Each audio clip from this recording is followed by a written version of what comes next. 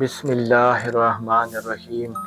عزیزان محترم، اگر کسی شخص کو یا نوجوانوں کو رات کو روزانہ احتلام ہوتا ہو تو یہ بہت ہی نایاب عمل ہے۔ الحمدللہ یہ کریں تو انشاءاللہ تعالی عز و جل اس رات احتلام سے بندہ محفوظ رہے گا۔